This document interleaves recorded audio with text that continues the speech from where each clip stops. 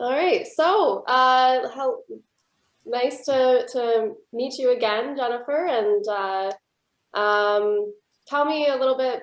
Just remind me, like your general background, what you like to do, and everything. Yeah, of course.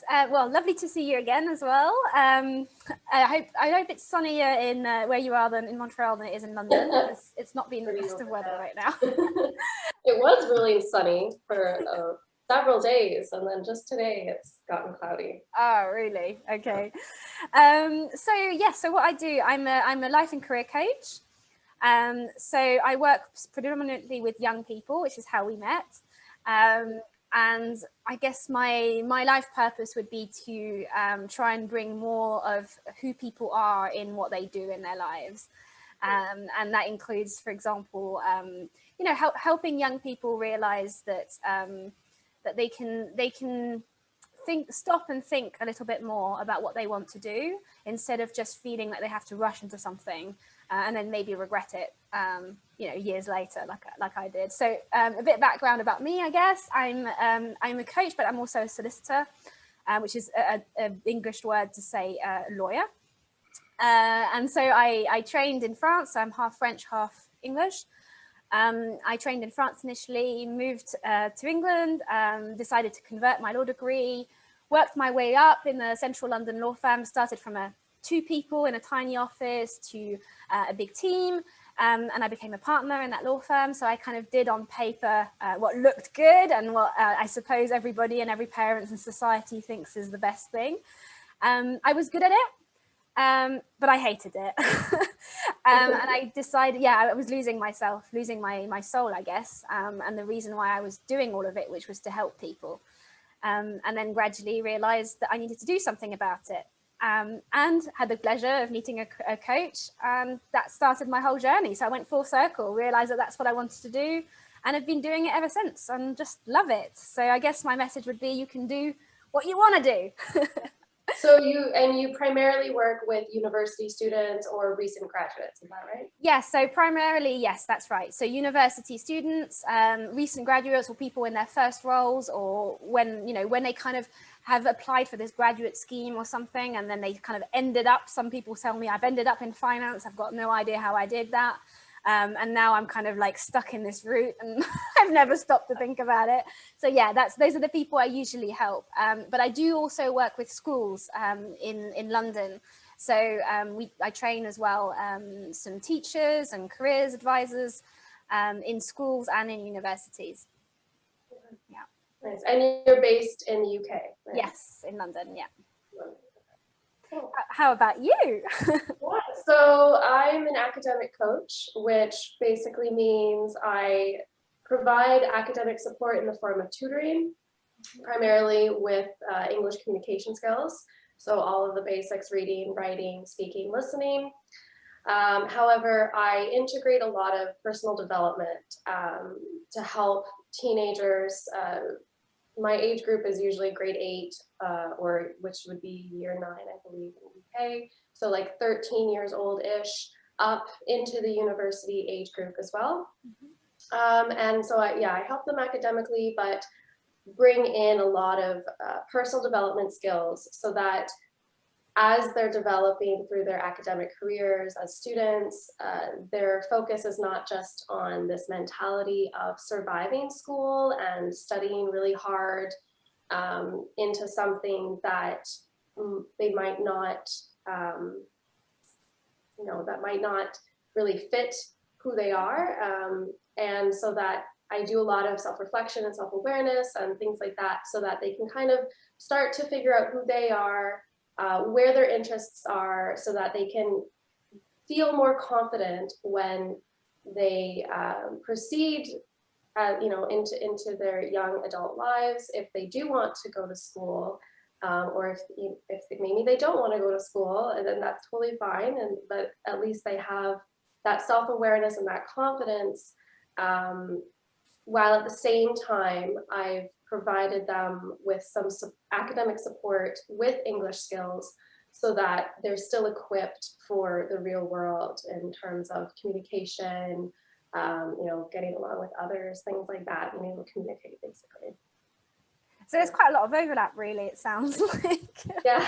Yeah. Helping them be who they are and do something they love. Yeah. Yeah, yeah. It's very like it's very a lot of the times it comes across as more academic and English focused, but a lot of the exercises that I use for teaching English skills are actually exercises for personal development. So, which, you know, probably later on in this discussion, I'm sure definitely even more in depth in later discussions, I'll be talking about what exactly that looks like. But yeah, so yeah, and in terms of how I kind of like landed into this role, I've always been in an educator, instructor kind of role. Most of the time it was by accident. I just kind of fell into it because it was something that I had a natural inclination for. So I have a lot of experience with all age groups, you know, from young children to adults. And I started doing more ESL and English tutoring later in my adult years, and just found that I really enjoyed that side of the teaching aspect. But you know, I wanted to provide something a bit more enriching than just regular tutoring, so that's why I started integrating the coaching skills. So what makes you get up in the morning then? Yeah, very much. Yeah. Yeah, so my I guess my training is very like widespread in that, you know, a little bit here, a little bit there, and it kind of all came together to make up what I do today, or who, you know, what my professional identity is today, kind of all came together. That's really interesting what you're saying, because it's about creating your own personal identity and your own professional identity. And I think that's something that's actually a really important message today. Is we always feel we have to sort of be in a box and kind of, you know, either be you know, an employee in a specific company, etc. And it's so inspiring, I find it, to see more and more people who just create their role, whereas it's in a company or as self-employed, or, you know, as their own company. Lots and lots of people just create their roles. And even when I was a solicitor, I kind of created my own role in the company I was in. And that is absolutely, well, as long as you know what you want and what you love and you have that confidence, you can actually get there and craft it. So I think that's very inspiring. Yeah, that's like because this also was in time with the whole COVID situation. So I was really in a position where it's like, well, I can keep applying for jobs, but in the meantime, while I'm waiting for that to happen, why don't I just create an opportunity for myself? Exactly. And I just used the skills that I had. I followed the things that I enjoy doing. And then I just looked for a way to monetize that. But that's the thing, like, it's about actually like realizing what you love. So the thing is, in order to do that and be successful, you have to realize what you love. You have to have the courage to follow it, and you have to think about how to make money with it. Yeah. And as long as you've got those three things, you get there, right? That's really amazing. Yeah. And I think that's where both of us, we have this really common you know, a value, a vision in what we do, is that we want our clients or student clients to have that courage to discover themselves and to follow their passions, so that they can, you know, do what they want to do with their, whether it's career or it's, you know, beyond just their career. But it's so much bigger, isn't it? In any case, lots of people, I'm a career coach as well specifically, and I help a lot of young people start their careers and figure out, either help them concretely with like applications and interview processes and building up their skills, but also when they just come to me and they say, I've got no idea what I want to do. I hated my degree. I've got absolutely no idea. I feel like I'm starting from scratch. I get that all the time. And it's really important to be able to have a place where they actually think about that, and they can obtain that clarity on what they want to do, because we always ask, you know, what are you going to do when you grow up? What are you going to become? What are you going to, and we never think about, who are you? Yeah. You know, if you just stop and say, who are you? What is important to you?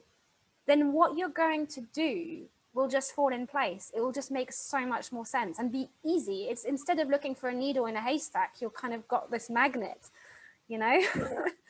and it comes to you. That's what you were saying. The opportunities end up coming to you. It's really magical for that, I think. Yeah.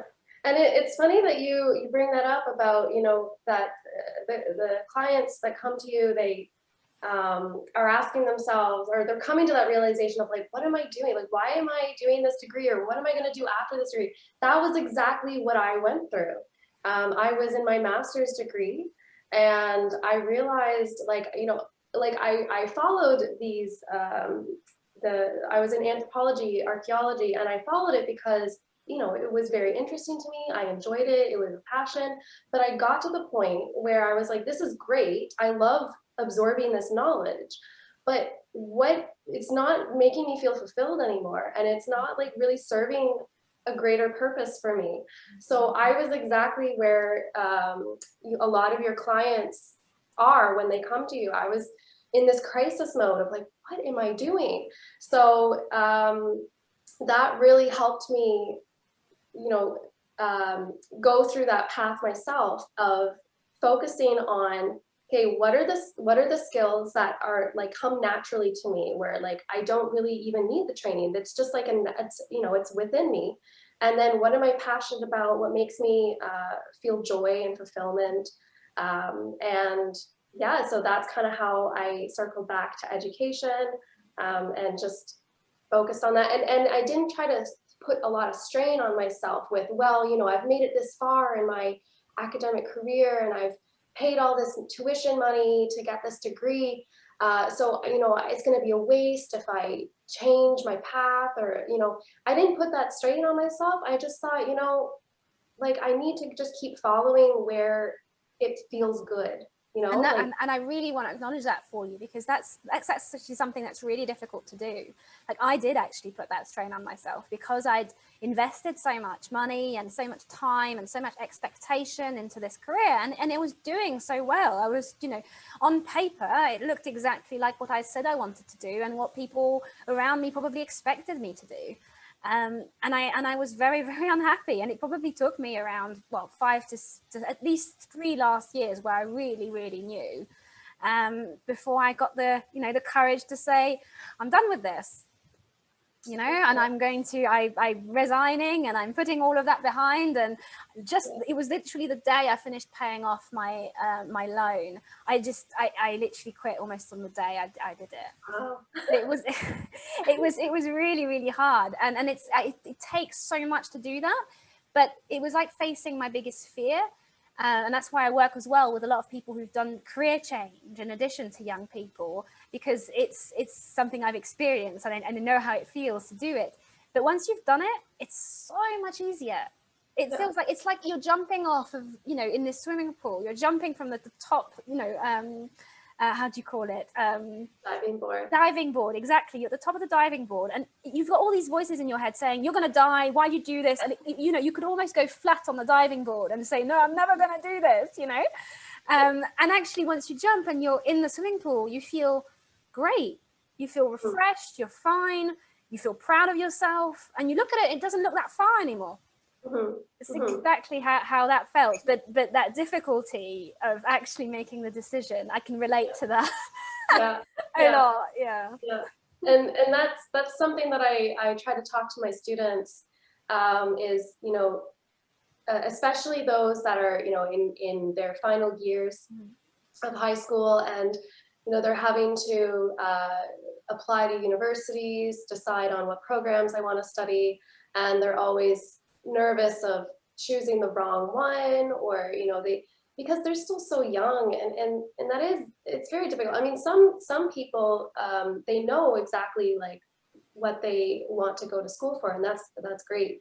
Um, but you know, you don't have to know when you go to university, and so I try to tell my students, you know, don't worry about it. Like you don't have to go in a straight path, right? You're allowed to deviate. You're allowed to go backwards and go forward. You're allowed to go to the side. It doesn't matter. So if you know you want to go to university, but you don't know what you want to study, then just apply to university, take whatever's interesting to you, take general studies, take an array of subjects. But if you know you want to go to university, then go. And don't worry about the program yet. You can always land on one in your second or third year. If you don't know if you want to go to university at all, then take a year off. You know, there's nothing bad that's going to happen to you. Like, I took a year off after graduating from high school. And then when I finished my first degree, I took another year off before I went back to university because I didn't want to rush myself into it.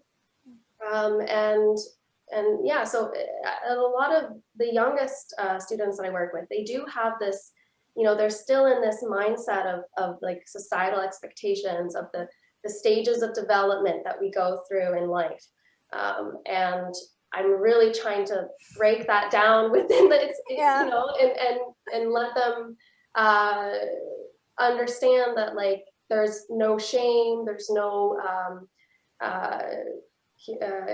guilt in taking your time and going your own path. It doesn't mean that you are less capable. Absolutely. Or that you're lost, you know. I mean, it's so true what you said about not worrying, and I see that even with older students or even, you know, and adults all the time. And we, you know, we think, oh, adults have it all figured out. Adults are just older children. You know, we don't know much more. We've just got a few more years experience.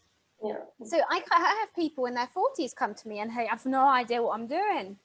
Yeah. You know, and that's totally fine. The point of life is it's a journey. It's not an end. It's a journey. And it's about a journey of discovering what you like at whatever point it is in your life where you're at. You know, you might change something you love one day. You might not love it the next day. And that's okay.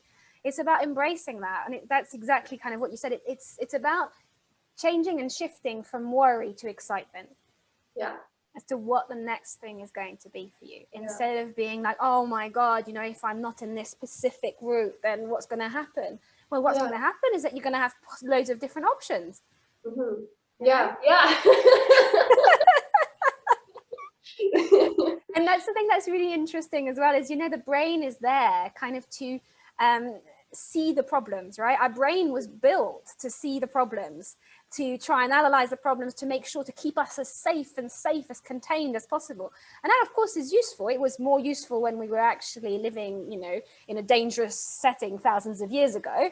Today, it kind of sometimes stays in that, you know, stands in our own way because it wants to keep us very, very safe and very secure. But by doing that, it stops us from innovating. It stops us from moving forward, from being creative, from thinking outside the box, from going for our dreams. And the only thing that stands between us and our dream is very, very often just us. Yeah. And I think that's something really, I know a lot of my young people that I coach kind of have had that realization that suddenly they had permission. They had permission to be them. They had permission to dream and permission to dream big.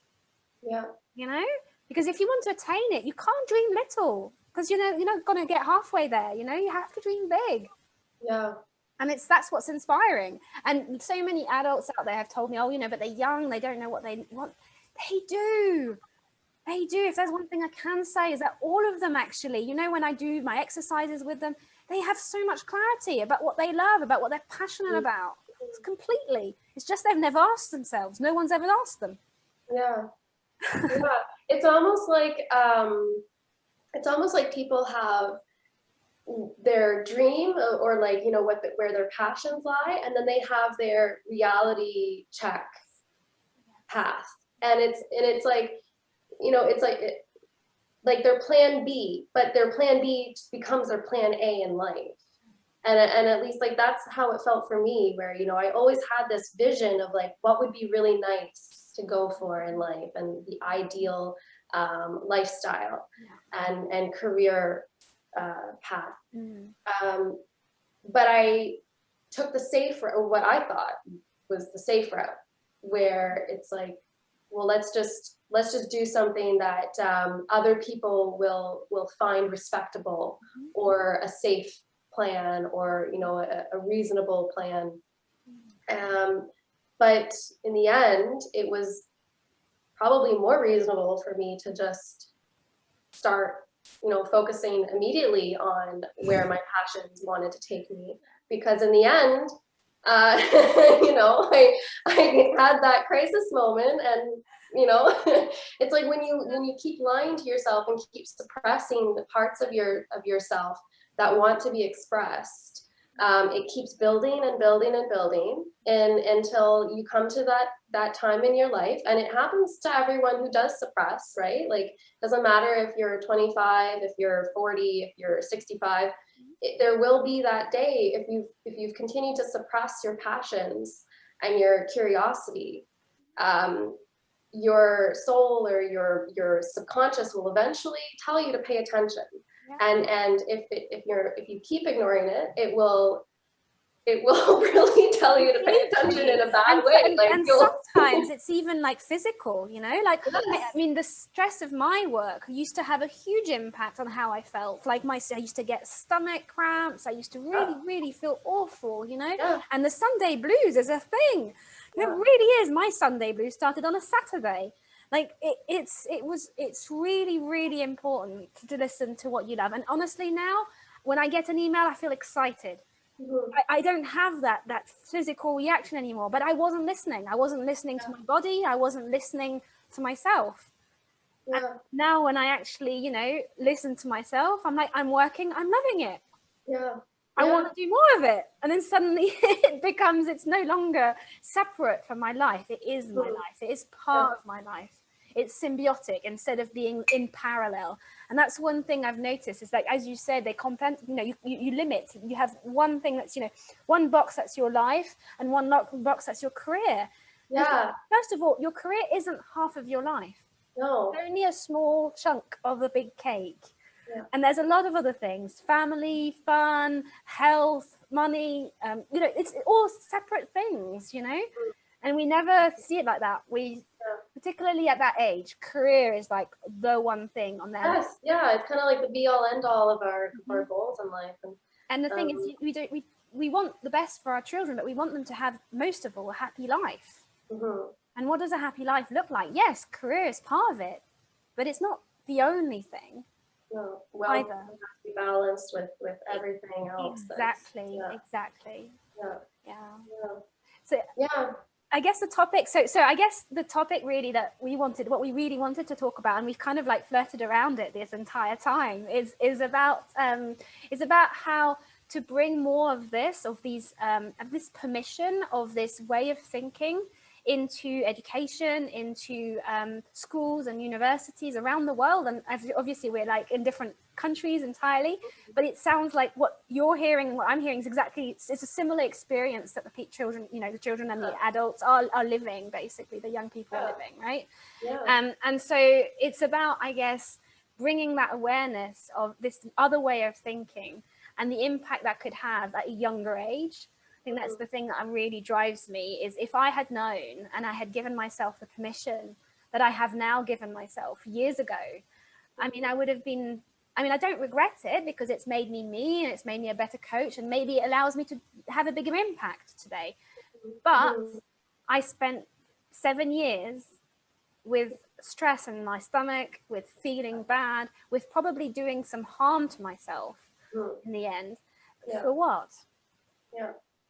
And that's a similar story for most coaches. Is the reason that they are doing what they're doing is because they went through something really hard, and they don't want other people to go through it. And because, like, I had physical side effects as well. Like, my mental health was in shattered, like just completely in tatters, and I was also experiencing a lot of like anxiety, just academic stress, like long-term academic stress. And because I went through that and I had to pull myself out of that, and make some tough decisions on how to get through my final degree, and what I was going to sacrifice in consequence of that. And then I turn around and I see teens doing this. I mean, I was an adult when I went through this. I was 26, 28 when I went through that. I was fully grown in the sense of like, I had self-awareness. I knew what the warning signs were for this, for mental health, and I knew the resources that were available to me. And I was mature enough and confident enough with myself to seek help. But when That's I see hard to do, isn't it? Seeking and help. it's still hard to do, even when you're an adult. It doesn't mean it's easy just because you're an adult. It was still very hard.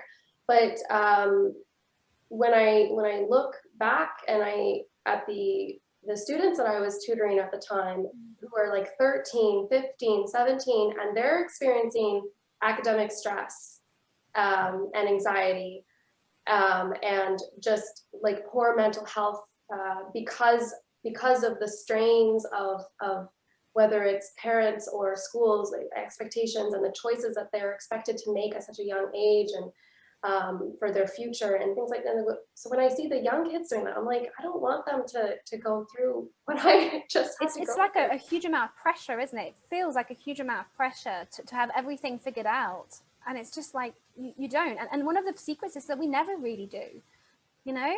We never had everything figured out, and it wouldn't be fun. Life wouldn't be fun if we knew the end of the story, you know? It wouldn't be. The journey, the fun, I think, comes in the journey. And that's one of the things as well that a lot of the young people I work with kind of said is about, oh, Jen, you know, I realize now that actually it's a journey. It's about enjoying the journey, me trying to figure out what I love, doing more of it, speaking to more people who love the same thing as me. And then opportunities have arisen, and suddenly I've got a job in the field I like, you know, and I didn't even know at the beginning. All I did was I just continued what I liked, and I spoke to a few people that liked the same thing, and then we ended up working together, you know. And that's the possibility, and that's the other angle, rather than, yes, this pressure that you have to have everything figured out. It's just, it doesn't work like that.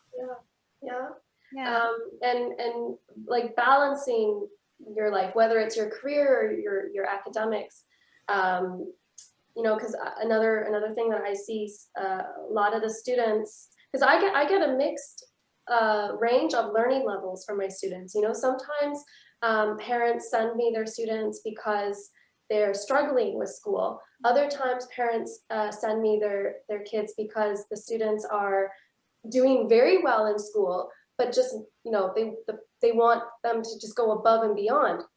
And when I help those students, you know, they're spending like 30 hours a week on their studies, whether it's in school or like homework, like combined. It's like, you know, a full-time job or more, where they don't have any personal time, right? That's one of the really an important learning points that I try to bring into my lessons and my sessions with students is make time for yourself. You know, and if that means socializing with people your age, if that sometimes that, you know, there's an overlap depending on the personality of and the interests of the student. But even, you know, just like spending time by yourself where you're not expected to do homework or work, I guess, you know, whatever it is. But you need time to figure out other things, isn't it? And then one of the first things I did when I went through that was to reconnect with my passions, right? The first exercise my coach gave me was, do some stuff that you love doing that you haven't done in a long time. And I realized I'd forgotten. I didn't remember what I liked doing. I had to literally think about it, make a list and be like, okay, which ones, you know, and actually, and a week later, after just having reconnected with the stuff that I like doing that had nothing to do with my job, my whole energy had changed. You know, so it's exactly what you're saying. It's about creating that space, isn't it? That possibility. So that your life doesn't just become, you know, wake up, go to school, come back from school, eat, watch TV, or, you know, prepare for the next day and then go to bed. That's not fulfilling, is it? That's the thing. But it's like, it's like, well, you have these like little side activities going on, but it's not just, you know, like there's hobbies, but then you can look at hobbies in different ways, where a hobby it's like you have a plan of to progress through it and to evolve within that yourself, so that it's not just like a distraction of playtime that, you know, you start and finish it. but it's like you're working on evolving some part of yourself that is meaningful to you. And so that you look forward to coming back to it and continuing to grow and develop skills within that activity. And then you might find that you can integrate that into your work, into your career, or into your studies at school, and find whatever it is that you're passionate about, like find your special niche where you want to 100%. grow and like. And actually what you just said is really on point to what I've just did this morning. I was helping a student apply for different jobs and help her confidence and interview skills. And the great thing, what makes a difference between a good response to an interview question, and that could be for an interview question for a university or for a job, but what makes a difference is, yeah, everybody has skills. Everybody has skills. Everybody has, most people will have done some sort of education, some sort of degree or something. They'll have some skills that they've taken from it. But what makes the answer great rather than just good is when you can say why you love it. What makes you different from the other person? And it's not often the skills. In a world where lots of people have had training, it's actually who you are. Yeah. It's what makes you different, why this specific job is something that you really want, or this specific program or specific university. And once you can only know that once you have the confidence to explore what these things are, So if you start your question by saying, because I'm passionate about this, I'm passionate about this subject, and this is an example of how I've used it, and this is, and these are the skills I can use, and this is the impact I want to have. Yeah. It's incredible. So let's because we've talked a lot about confidence. So let's get into that a little bit more, and like, how do you grow confidence in your clients? By making them connect with themselves, making them realize that it comes from within, and that the answers, that they are the ones who have the answers. No one knows you better than you. And so as long as you know and you have clarity about what you love and about what you want and about what you want of your life and what you want for yourself, that will come across. Yeah. And the confidence then comes from within. So when you're doing an interview, or you're doing, the interviewer will think, okay, if it's not with our company, you will be doing this. I know you will be doing this because this is what you want to do, right? Yeah. And then suddenly it becomes, well, please come with us because you've clearly got that confidence. Right? Yeah. So it's helpful to us, and it's helpful because you don't look for it in the world around you or in the people around you. Right, you build it within it comes from within you. You just have to, bring it up and nurture it. Yeah. And it's linked absolutely to clarity about what it is that you stand for, what you love, and your purpose. That's where real confidence comes from. Positive confidence comes from, I think. For when I'm working with teenagers, I have to start a little bit with some of the more foundational skills and because I do my lessons, I call them lessons rather than sessions, because I really am teaching in the sense of like, I'm bringing educative materials, like, short stories, articles, things like that. And we work on like conversation or discussion skills for really going in depth with materials, but through an exploration of the self. So, how does that material apply to you in your world? And how can you take that content or that information and now like apply it again in your life? So what's the relevance in your life, but how can you use it to continue bettering yourself or bettering your quality of life? So really working on the self-reflection and self-awareness. And as the students, I see them start to become more comfortable with thinking about themselves on that level and expressing themselves on that level. Because my lessons are private, it's different than the experience that they get in a classroom where they have to talk about some ideas and concepts with other peers, where some students don't raise their hand for a reason, and other students, even if they are comfortable with sharing, there's sometimes a depth that's missing from it. So I really like to go as deep as possible with the students so that they can really explore like what that information actually means to them. I think that's exactly the key, is to be able to go in depth and be bespoke with the student. And I think that's we're kind of touching on the reason why we wanted to do this call in the first place, which is about what we can do. We're talking about developing emotional intelligence, for example. What you were talking about, self-awareness, that's about developing emotional intelligence. And our systems for the moment, education systems, are focused on another type of intelligence. Yeah. And it's about introducing emotional intelligence into schools, into the education system, so that we can start also learning skills such as communication. We are taught English, we're taught maths, but we're not taught how to communicate with each other. And having me had training in it in terms of how to listen actively and how to actually ask questions and how to get in depth to something very quickly. If we did that, it would build that confidence and that understanding that you're talking about from within, from a very young age. Yeah. I think that's kind of what we're talking about, isn't it? Yeah. And then the problem that I've been seeing here as well is, like, for example, the career services, and they just don't have time to go in bespoke, as you need to give the enough time to each individual so that you can actually get to there. But if it was possible, I mean, in a perfect world for me, if it was possible to have, once a week, at least once a week, an hour or two, an hour of communication, right? An actual lesson about how to try and communicate with each other, how to ask questions, how to listen, how to, these types of things. I feel like we wouldn't, it wouldn't need to be as in depth, because they could do it themselves. They would learn the skills, their own skills, to apply it to themselves and to each other and to their friends, and the impact would be greater. That's kind of what I would like for the world. I mean, obviously it means that I will have less clients, which is great.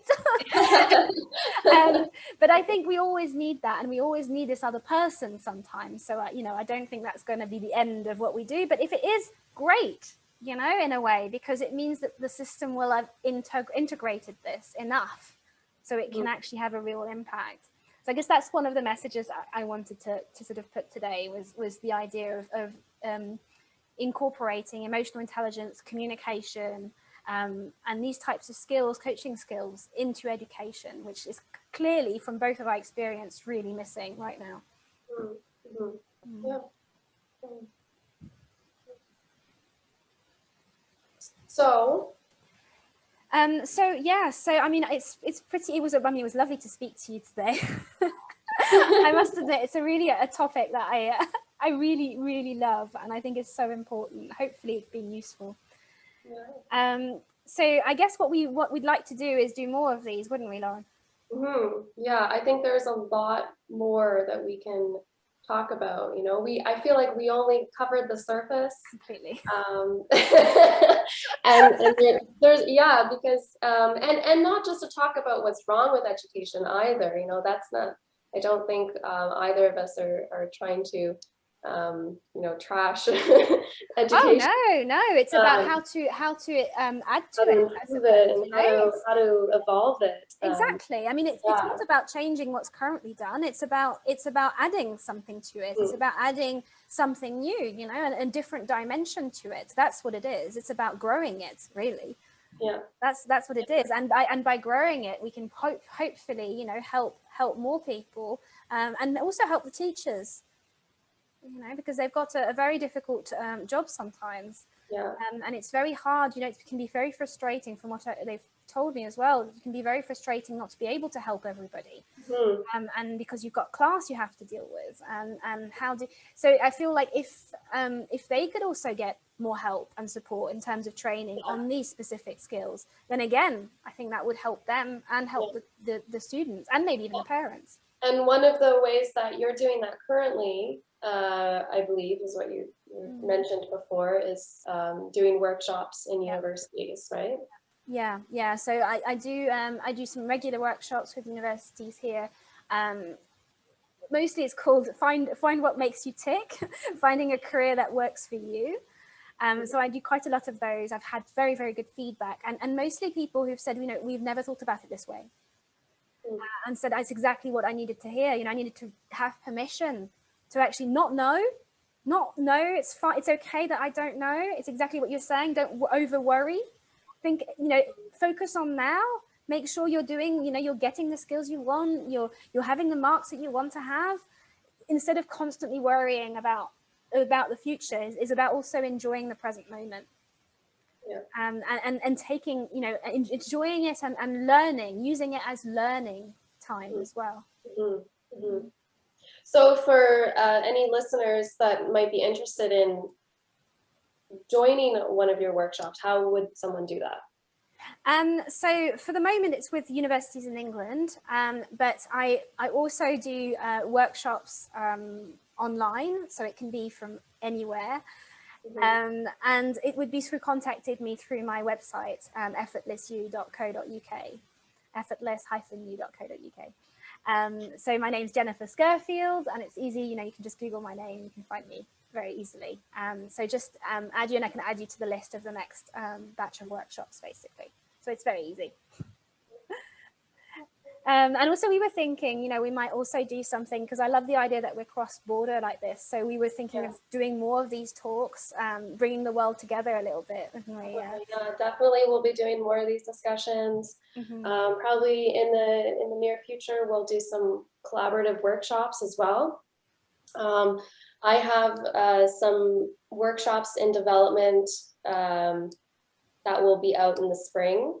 And I'm also looking at developing some courses. So as I mentioned before, a lot of my sessions are private, but I've had a lot of people asking me to do courses, you know, so I'm thinking of doing some courses for writing skills, some courses for speaking skills, things like that. But from a, you know, for students, for academic purposes, but of course for, you know, the broader coaching side of it as well. So. Absolutely. I mean, I've been asked as well, similarly, like about interviewing skills and so those types of things as well. And that's absolutely fine. But I think the key really is building confidence. And I think that's what as well the workshops do. And it's when you give yourself permission to start building that confidence. So hopefully that has helped. Okay. So thanks to everyone for tuning in today, and we hope this was helpful. I hope it kind of gave you a bit of a different way of seeing things, and also the possibilities that are out there. And I think the big messages today is stop worrying. It's okay. No one has all the answers, but the answers are within you. So you don't need to look at them elsewhere. Just spend a bit of time on yourself, I guess, is the outcome I took from my chat today. And yes, stay tuned in, and we'll put messages on Facebook and on LinkedIn about our next chat. So if you're interested as well and you have any topics you'd like us to discuss, let us know, send us an email or comment.